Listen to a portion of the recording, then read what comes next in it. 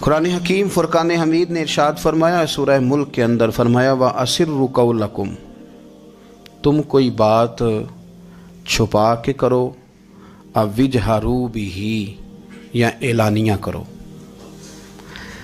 اگر سمجھنے کے لیے انسان کو کوئی چیز درکار ہو نا تو میرا خیال ہے کہ یہ آیہ کریمہ کافی ہو جائے اس کے لیے۔ فرمایا وَأَسِرُّ قَوْلَكُمْ، تم کوئی بات بڑی چھپا کے کرو، اَوِجْهَرُوا بِهِ، یا اعلانیہ کرو، یہ سمجھ لو، اس پر غور کر لو کہ اِنَّهُ عَلِيمٌ بِذَاتِ الصُّدُورِ، رب تو دلوں کے حال جاننے والا ہے۔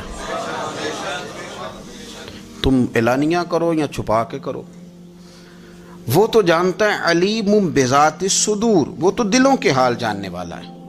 تم بے شک اونچا کرو، بے شک آہستہ بولو۔ آیت نازل کب ہوئی؟ شان نزول بھی بڑا انوکھا ہے۔ مشرکین مکہ رسول کریم صلی اللہ علیہ وسلم کے بارے میں معاذ اللہ باتیں کرتے تھے تو حضور اللہ کے دیے ہوئے علم سے انہیں جان لیا کرتے تھے۔ ایک دن وہ باتیں کر رہے تھے تو باتیں کرتے کرتے نا مشرکین مکہ نے عجیب بات کر دی، نادان تھے نا، جانتے نہیں تھے، عجیب بات کر دی، کہنے لگے آہستہ بولو، کہیں محمد صلی اللہ علیہ وسلم کا رب سن نہ لے،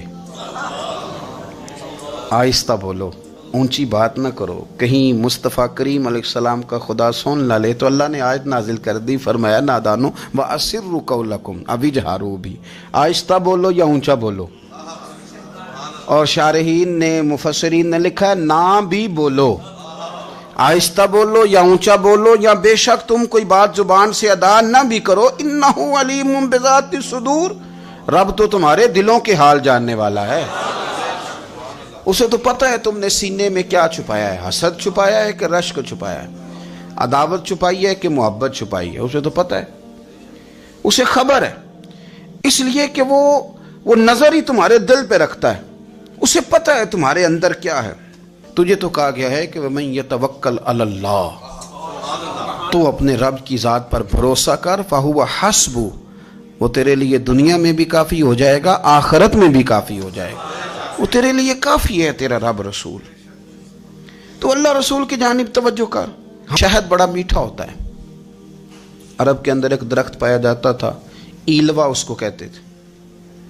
اس طرح ہمارے ہاں نیم نہیں ہوتی، کڑوا ترین اس کا ذائقہ ہوتا ہے، اور آپ کچھ دیر اس کو پانی میں ڈال دیں تو پانی بھی سارا کڑوا ہو جاتا ہے، چونکہ اس کے خمیر میں رب کریم نے کرواہٹ رکھی ہے، اور حکمت ہے، اس کرواہٹ کا بھی اپنی جگہ فائدہ ہے۔ لیکن حضور سید عالم صلی اللہ علیہ وسلم نے ایک مثال بیان فرمائی، اور وہ بڑی سمجھنے کی ہے۔ حضور مثالیں دیتے تھے تو کمال ہو جاتی تھی، بڑے سے بڑا ان پڑھ بندہ بھی اس کی روح تک بات اتر جاتی تھی۔ کریم محبوب علیہ السلام فرمانے لگے کہ اگر ایلوا درخت کے کچھ ٹکڑے شہد میں ڈال دیے جائیں نا تو شہد سے زیادہ میٹھی چیز کوئی نہیں ہوتی۔ تو حضور فرماتے ہیں کہ وہ ایلوا کا درخت جو ہے وہ شہد کو بھی بگاڑ دیتا ہے، اس میں کرواہٹ پیدا کر دیتا ہے، حالانکہ وہ بڑا میٹھا تھا، اپنی جگہ اس کی مٹھاس میں کوئی کسی قسم کی کمی نہیں تھی، لیکن وہ ایلوا کے درخت نے اسے بگاڑ دیا۔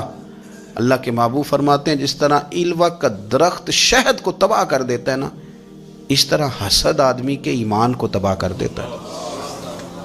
ایمان بڑی میٹھی چیز ہے، بڑی حسین چیز ہے، لیکن جب حسد آ گیا نا، حسد ہے کیا؟ حسد بندوں سے نہیں ہوتا، یہ سمجھ لیں۔ حسد کا مطلب، حسد کی لغوی تعریف یہ ہے کہ یہ سمجھ لینا کہ یا اللہ اسے نہیں دینا چاہیے تھا، مجھے دینا چاہیے تھا، یہ تعریف ہے۔ تو حسد ہوتا کس سے؟ حسد دراصل بندے پہ نہیں کیا جاتا، حسد کا معنی یہ ہے کہ آپ اللہ کی تقسیم پر اعتراض کر رہے ہیں۔ آپ کا کہنا یہ ہے کہ یا اللہ یہ تقسیم ٹھیک نہیں ہوئی، معاذ اللہ یہ ادھر چلا گیا، یہ تو ادھر آنے والی چیز تھی، تو یہ آپ نے ڈائریکٹ جو مقابلہ شروع کیا، معاذ اللہ یہ تو آپ نے اللہ کی تقسیم کے ساتھ شروع کر دی۔ تو پھر دل میں بگاڑ آتا ہے، پھر انسان ٹوٹ پھوٹ کا شکار ہوتا ہے، پھر وہ کمزور پڑ جاتا ہے، پھر وہ ایسی باتیں کرتا ہے جو اس کے منصب کے مطابق نہیں ہوتی، کچی بات کرتا ہے، کمزور بات۔ اللہ بہتر جانتے ہیں کون سی چیز اس نے کہاں رکھنی ہے۔ رب کی حکمت پر اور اس کی دی ہوئی توفیق پر راضی رہنا ایمان کا تقاضا ہے، لیکن ہمیں تو چاہیے تقسیم اپنی مرضی کی، ادھر کیوں چلا گیا، ادھر آنا چاہیے تھا۔ بھئی آپ کو یہ کس نے حق دیا ہے؟ مالک نے جو چاہا، جب چاہا، جہاں چاہا اپنے فضل سے عطا فرمایا۔